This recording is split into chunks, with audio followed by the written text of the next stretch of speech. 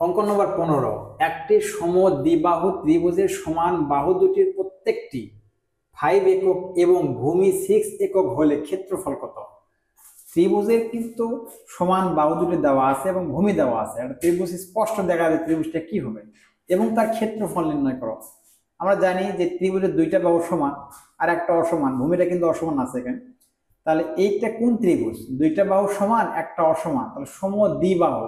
ওকে কিন্তু বলা আছে সমদ্বিবাহু ত্রিভুজ। তাহলে সমদ্বিবাহু ত্রিভুজের ক্ষেত্রফলের যে সূত্র, সেই সূত্র প্রয়োগ করে মানটা বসে দিয়ে কাটাকাটি করলেই কিন্তু অ্যান্সার কনফার্ম, ভুলের কোনো সম্ভাবনা নেই।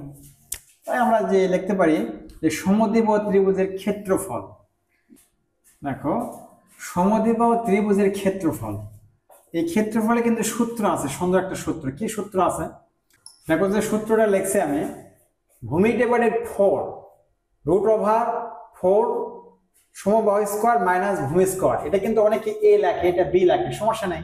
তুমি যদি এ আর বি দেয় বোঝো, সমস্যা নেই। কিন্তু এ মানে কি এটা তো বুঝতে হবে, ভূমি। তাহলে ভূমি ডিভাইডেড 4 √এর মধ্যে কি হবে 4 সমবাহু স্কোয়ার মাইনাস ভূমি স্কোয়ার। তাহলে এখানে মান যদি আমরা স্থাপন করি, কাটাকাটি করি, অ্যান্সারটা হয়ে যাবে। কি হয় দেখি আমরা, যে এখানে ভূমির মান কত, ওকে কিন্তু বলা আছে দেখো প্রত্যেকটি 5 একক সমান বাহু। তাহলে এই যে ত্রিভুজটা এরকম লিখে দিই, ত্রিভুজটা এরকম সমান দুইটি সমদ্বিবাহু।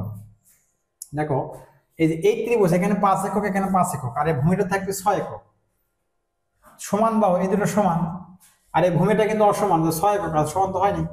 তাহলে এখান থেকে দেখো ভূমি কি নেবো আমরা, ভূমি অবশ্যই নেবো 6।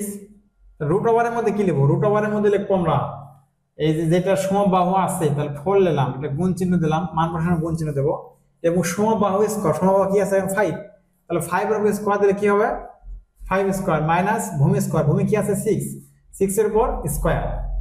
এখন আমরা কি কাটাকাটি করবো, দুই এমন সংখ্যা নেবো 6 এবং 4 এর মধ্যে কাটাকাটি যায়, 2 দ্বারা কাটাকাটি করা যাবে, 2 দোকানে 4, 3 দোকানে 6। আর এখানে কি করবো আমরা, এখানে কিন্তু এই গুণ করে দেবো। তাহলে এখানে কাটার মান কত পেলাম 3/2। আর √এর মধ্যে কি পেলাম আমরা, √এর মধ্যে পেলাম 4 গুণন 5 এর উপর স্কোয়ার মানে 5 5 25 মাইনাস 6 এর উপর স্কোয়ার মানে 36, 6 6 36। এখন আমরা কি করব, এই √, ঠিকই রাখবো। এই √এর মধ্যে দেখো এই 4 গুণন 25, 4 25 কত হয় 100 মাইনাস 36। এখন বিয়োগ করে দেবো, দেখো 100 থেকে 36 বিয়োগ করলে কিন্তু 64। 64-র উপর কি আছে রুট আছে, তাহলে 64 রুট মূল মানে বর্গমূল। আমরা জানি 8, 28 64। এটা না বুঝতে পারলে তখন আমি বুঝাই দিচ্ছি কিভাবে এটা তোমরা করবা। এটা করার পর এটা বর্গমূল দিলাম, তাহলে এটা দেখো 8 লিখলাম, 8 এর উপর স্কোয়ার দাও, তাহলে 28 64 স্কোয়ার উঠে গেলে রুটে যায়, তাহলে তুলে দাও তুমি। তাহলে তুলে দাও, এখান থেকে একবার 8 লিখলে হয়ে যাবে। যারা বুঝতে পারবে না তারা কিন্তু এইভাবে ভেঙে লিখবা, আর সমস্যা নাই। এটা আমি দেখে দিলাম, দেখো এই যে দেখে দেওয়ার পর এটা একবারে আমি 64 বর্গমূলটা হচ্ছে 8, এখানে গুণন চিহ্ন দিয়ে আমরা 8 লিখলাম। তাহলে এখন কি করব, এই 2 দ্বারা 8 কে কাটবো, 8 কে কাটলে কি পাওয়া যাবে 4 দোকানো 8, কাটার মান 4, এই 3 আর 4 এর গুণ হবে 3 4 12। তাহলে কত ছিল 12 বর্গ একক।